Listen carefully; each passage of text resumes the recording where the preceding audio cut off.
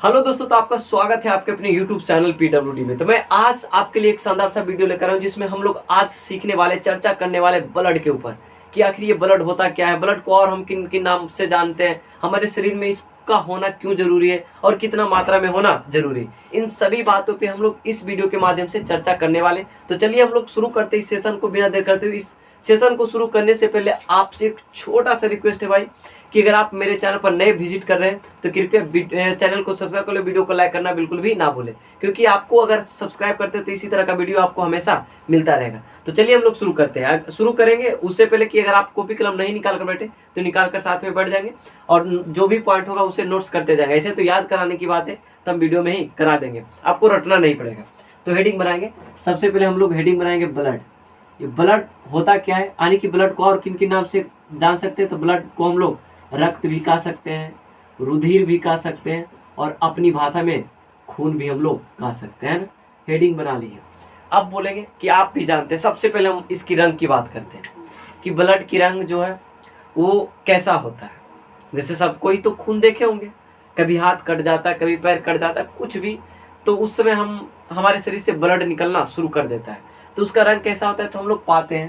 यानी कि अगर रंग की बात करते हैं तो इसका जो रंग होता है वह लाल होता है और कैसा होता है, गाढ़ा होता है। क्या होता है, गाढ़ा होता है। अगर आपसे पूछा जाए कि रक्त का रंग कैसा होता है तो क्या बोलेंगे कि सर लाल होगा और गाढ़ा होगा। यानी कि लाल के साथ साथ मतलब कि वह जो होगा पतला नहीं, गाढ़ा होगा। अब बोलेंगे कि ये तो हम भी जानते हैं। तो आगे जो बात है, आज जानते हैं तो अच्छी बात है, हम लोग आगे जो बढ़ाएंगे उसमें धीरे धीरे हम लोग लेवल हाई करते जाएंगे। अब बोलेंगे कि ये जो लाल रंग होता है, रक्त का रंग लाल क्यों होता है, पीला होना चाहिए, हरा होना चाहिए, कुछ भी होना चाहिए, प्रश्न तो उठता है। तो लाल जो होता है एक मतलब कि हीमोग्लोबिन नामक कोई पदार्थ है। हीमोग्लोबिन नामक कोई पदार्थ है जो कि यानी कि रक्त में पाया जाता है, यानी कि रुधिर में पाया जाता है ना। यह भी मतलब कि जो है ये दो मतलब कि पदार्थ से मिलकर बनाने की, दो कण से मिलकर बना है।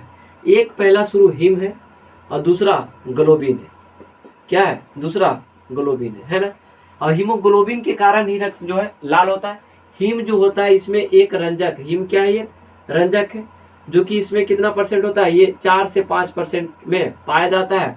और ये जो होता है 96% पाया जाता है। यानी कि हीमोग्लोबिन जो है दो चीज़ों से मिलकर बना, एक हीम है और दूसरा ग्लोबिन है। हीम एक प्रकार का रंजक है जो कि 4 से 5% में पाया जाता है और ग्लोबिन जो है वह 96% में पाया जाता है। यह जो है एक लौह युक्त प्रोटीन है। लौह युक्त प्रोटीन है। लौह युक्त क्या है, प्रोटीन है। क्लियर है। अब बात करेंगे हम, क्या बोले कि रक्त का रंग जो होता है लाल होता है, गाढ़ा भी हो सकता है, और वह किसके कारण होता है तो वह हीमोग्लोबिन के कारण होता है। क्लियर है। यहाँ से पॉइंट हम लोग क्लियर करते जाएंगे, एकदम पूरा गहराई से पढ़ेंगे, ठीक है। जैसे अब हीमोग्लोबिन के कारण रक्त का रंग लाल होता है। अब हीमोग्लोबिन को जब तोड़े तो दो शब्दों में टूटा है और दो शब्द यानी कि दो चीज इसमें उपस्थित होता है हीमोग्लोबिन में, एक हीम और दूसरा ग्लोबिन। हीम एक रंजक है, ग्लोबिन जबकि एक लौहयुक्त प्रोटीन है। और जो कि ग्लोबिन इसमें 96% होता है, हीम जो होता है 4 से 5% होता है। और हीमोग्लोबिन का एक खास गुण क्या है कि जब यह जो है यानी कि हीमोग्लोबिन का अगर एक अणु होगा ना तो ये ऑक्सीजन के 4 अणु को आपस में मतलब संयोग करेगा, बांध सकता है। यानी कि हीमोग्लोबिन के एक अणु में इतना क्षमता है कि ऑक्सीजन के 4 अणु को बांध सकता है। कितने अणु को, ऑक्सीजन के 4 अणु को, ऑक्सीजन के 4 अणु को, कितने अणु को, 4 अणु को बांधकर यानी कि हमारे हृदय तक, यानी कि हृदय आए तो पूरे शरीर तक पहुंचाता है। जैसे हम लोग श्वास के रूप में ऑक्सीजन लेते हैं और ऑक्सीजन हमारा जो है वो फेफड़ा में जाता है, और फेफड़ा से तो कोई मतलब नस नहीं है कि पूरा शरीर में फैल जाएगा, तो नहीं, वहां तक ब्लड जाता है। और ब्लड क्या करता है, ब्लड में हम लोग जानते हैं कि हीमोग्लोबिन होता है। और हीमोग्लोबिन का काम क्या है कि हीमोग्लोबिन के एक कण जो होता है ना वो 4 ऑक्सीजन के अणुओं को यानी कि पकड़ के पूरा शरीर में पहुंचाता है। क्योंकि हमारे पूरे शरीर में ऑक्सीजन का होना बहुत ही जरूरी है, क्योंकि ऑक्सीजन जब तक रहेगा तभी हमारे कोशिका में जो उपस्थित माइटोकॉन्ड्रिया है वह ऊर्जा बना पाएगा।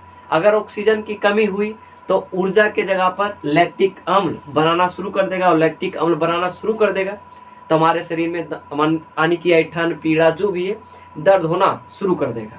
क्लियर है। तो यहाँ तक तो कोई दिक्कत होना नहीं चाहिए। हीमोग्लोबिन जो है इसका क्षमता क्या है, तो एक अणु अगर हीमोग्लोबिन का रहेगा तो ऑक्सीजन को 4 अणु को आपस में बांध लेगा। क्लियर है। हीमोग्लोबिन में दो चीज होता है, एक हीम एक ग्लोबिन। हीम जो है एक रंजक है, जो कि 4 से 5% में पाया जाता है, और ग्लोबिन जो होता है 96% में पाया जाता है, जो कि लौह युक्त प्रोटीन है। अगर हीमोग्लोबिन की मात्रा कम जाती है, रक्त में अगर हीमोग्लोबिन की मात्रा कम जाती है तो उसे हम एनीमिया रोग कहते हैं। क्या कहते हैं? एनीमिया रोग कहते हैं, या तो रक्त छीनता, इसको हिंदी में बोलते हैं। क्या बोलते हैं? रक्त छीनता। आप बोलेंगे कि सर आप तो जैसे तैसे छिद्राक लिख रहे हैं, तो कोई दिक्कत नहीं, आप भी छिद्राक ही लिखिए। अगर जानते हैं तो सरियाक भी लिख सकते हैं, है ना। तो कोशिश करेंगे कि आप पॉइंट बनाकर लिखेंगे कि रक्त का रंग लाल किसके कारण होता है? तो हीमोग्लोबिन के कारण। हीमोग्लोबिन में दो चीज होता है, दो पदार्थ होता है, एक हीम, एक ग्लोबिन। हीम जो एक प्रकार का रंजक है और ग्लोबिन एक प्रकार का प्रोटीन है जो कि लौह युक्त होता है। ग्लोबिन 96% है और हीम 4 से 5% है। हीमोग्लोबिन का इतना क्षमता है कि वह इसके एक अणु ऑक्सीजन के 4 अणुओं को बांध कर ले जा सकता है, और इस कारण से हीमोग्लोबिन को ऑक्सीजन का परिवाहक भी कहा जा सकता है। ऑक्सीजन का परिवाहक भी कहा जा सकता है। क्लियर? हम कैसे कहेंगे? ऑक्सीजन का परिवाहक, या तो कार्बन डाइऑक्साइड का भी परिवाहक कह सकते हैं, क्योंकि ब्लड का काम है कि ऑक्सीजन को लेकर जाता है और कार्बन डाइऑक्साइड को लेकर आता है ना। अब बात किया गया कि हीमोग्लोबिन की अगर कमी रक्त में हो जाए तो एनीमिया रोग हो जाता है। क्या हो जाता है? एनीमिया रोग हो जाता है, यानी कि रक्त छीनता हो जाता है। या तो अगर बात की जाए, हम इसे कहते हैं कि तुमको बल खून की कमी हो गई, तो खून की कमी हो गई तो इसका मतलब क्या है? कि हीमोग्लोबिन की कमी हो गई। अगर यही हीमोग्लोबिन बढ़ जाता है तो लौहमयता रोग हो जाता है। क्या होता है? लौहमयता रोग हो जाता है। आप बोलेंगे कि सर इसमें लिमिट क्या है? जैसे होता है ना कि यार घट जा रहा है तो रक्तहीनता हो जा रहा है, बढ़ जा रहा है तो लौहमयता हो जाता है। तो कहा जाता है कि कोई भी चीज लिमिट में ही अच्छा लगता है। लिमिट से बढ़ा तो भी दिक्कत, लिमिट से कमा तो भी दिक्कत होता है। तो वही अगर कमा तो एनीमिया यानी कि रक्तहीनता, और बढ़ गया तो लौहमयता हो गया, है ना। यहाँ तक तो कोई दिक्कत होना नहीं चाहिए। अब यहाँ से बात की जाए कि अगर हीमोग्लोबिन ऑक्सीजन को लेकर जा रहा है, जिस समय की बात करें, अगर ऑक्सीजन हीमोग्लोबिन को लेकर जा रहा है तो ऑक्सीजन से भी क्रिया करेगा, तो उस स्थिति में हम लोग क्या कहेंगे? Oxy haemoglobin. क्या कहेंगे? Oxy haemoglobin. Oxy haemoglobin, oxy haemoglobin. फिर जाकर ये टूट जाता है, और टूटने के बाद फिर से ऑक्सीजन प्लस हीमोग्लोबिन में बढ़ जाता है। और फिर अगर आने वक्त, जैसे कि फेफड़ा से ऑक्सीजन को उठाया, पूरे शरीर में लेकर गया, और फिर उसके बाद वापस जब लौटा तो कार्बन डाइऑक्साइड लेकर आता है, तो ये जब कार्बन डाइऑक्साइड से अभिक्रिया करता है तो बना देता है कार्बोऑक्सी हीमोग्लोबिन। कार्बोऑक्सी हीमोग्लोबिन, है ना। अब फिर यही टूट जाता है, फिर कार्बन डाइऑक्साइड और हीमोग्लोबिन में टूट जाता है, कार्बोऑक्सी हीमोग्लोबिन। क्लियर है? यहाँ तक तो कोई दिक्कत होना नहीं चाहिए। जब ऑक्सीजन के साथ हीमोग्लोबिन करेगा अभिक्रिया तो ऑक्सी हीमोग्लोबिन, जब कार्बन डाइऑक्साइड के साथ करेगा तो कार्बोक्सी हीमोग्लोबिन। हम लोग अंदर जाते जा रहे हैं, अभी तो इसमें बहुत सारे पॉइंट है। क्लियर? यहाँ तक तो कोई दिक्कत नहीं। रंग से हम लोग इतना अंदर गए कि रक्त का रंग लाल होता है। लाल किसके कारण? हीमोग्लोबिन के कारण, और हीमोग्लोबिन में इतना सारा पॉइंट आ गया है। अब बात करते हैं स्वाद की, बात करते हैं इसका स्वाद कैसा होता है। तो इसका स्वाद जो होता है नमकीन होता है। अब जिनको यकीन नहीं है तो अगर बगल में चाकू ताकू है तो नस काटेंगे, है ना, नस काट कर आप चेक कर ले, ठीक है। तो हम क्या बोले कि अगर स्वाद की बात की जाए तो रक्त का जो स्वाद होता है नमकीन होता है। क्या होता है? नमकीन होता है। अब इसकी पीएच मान की बात करते हैं। किसकी मान की बात करते हैं? पीएच मान की बात करते हैं। तो इसका पीएच मान 7.4 होता है। और 7.4 कहने का मतलब क्या होता है? एक बात ध्यान रखेंगे कि 7 से कम तो अम्लीय, 7 से कम तो अम्लीय, 7 से अधिक तो मतलब कि अधिक हो जाएगा तो क्या हो जाएगा? क्षारीय हो जाएगा। क्या हो जाएगा? क्षारीय हो जाएगा। लेकिन पक्की 7 है ना, तो इसको हम कहते हैं उदासीन। अच्छा, थोड़ा सा ज्यादा, अगर 7 से थोड़ा सा ज्यादा हुआ तो हल्का क्षारीय, लेकिन 7 से थोड़ा कम हुआ तो ज्यादा अम्लीय हो जाएगा, मतलब कि कम अम्लीय होगा। ठीक है, सॉरी, हम क्या बोले कि 7 से थोड़ा ज्यादा होगा तो हल्का क्षारीय, 7 से थोड़ा कम होगा तो हल्का अम्लीय हो जाएगा। क्लियर है?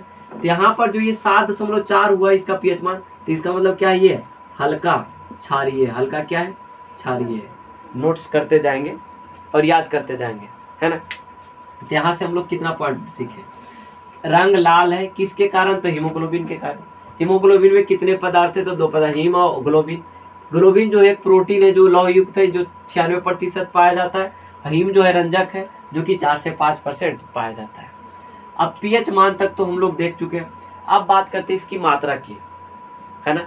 अगर कोई व्यक्ति का कोई वजन है और उस वजन के हिसाब से कितना उसका खून होना चाहिए, यानी कि कितना उसके शरीर में खून होगा, इसके बारे में चर्चा करते हैं।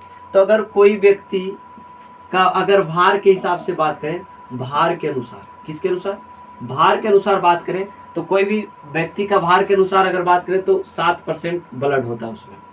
अगर कोई व्यक्ति का जो भार है उसके हिसाब से कितना परसेंट उसमें खून होगा, तो 7%। अगर कोई व्यक्ति के पास अगर 100 kg वजन है, कितना वजन है, 100 kg वजन है, तो इसमें लगभग 7 kg क्या होगा, ब्लड हो जाएगा। क्या हो जाएगा, ब्लड हो जाएगा। हम क्या बोले कि भार के अनुसार किसी भी व्यक्ति के पास जो है भार के अनुसार उसके भार का 7% ब्लड पाया जाता है उसके शरीर में, कोई भी मनुष्य हो। अगर ऐसे बात किया जाए तो कितना होता है, 5 से 6 लीटर। अगर मात्रा की बात की जाए, केवल मात्रा की बात की जाए, तो 5 से 6 लीटर होता है। कितना होता है, 5 से 6 लीटर होता है। अगर आपसे पूछा जाए कि एक मानव शरीर में रक्त की मात्रा कितनी होनी चाहिए, तो 5 से 6 लीटर होनी चाहिए। यहाँ तक तो कोई आपत्ति नहीं होनी चाहिए कि अगर बात की जाए कि रक्त की मात्रा कितनी होनी चाहिए, तो 5 से 6 लीटर होनी चाहिए। लेकिन हद तो ये है कि स्त्री में जो होता है ये पुरुष से कम होता है, सब कुछ कम होता है, दिमाग भी कम होता है, हार्ट भी छोटा होता है, ब्लड भी कम होता है, आरबीसी की संख्या कम होती है, मतलब बहुत सारी चीज़ें जो है औरत में, स्त्री में जो है कम पाई जाती है। इसलिए कहा जाता है, फिर भी कहा जाता है कि हम कदम से कदम मिलाकर चल गए। अरे पहले ये सब मेंटेनेंस करो यार, दिमाग भी तुम्हारे पास कम है, ब्लड भी कम है ना। अब आगे देखते हैं, इसकी मात्रा 5 से 6 लीटर कम होती है। लेकिन अगर स्त्री की बात की जाए, स्त्री के पास पुरुष की अपेक्षा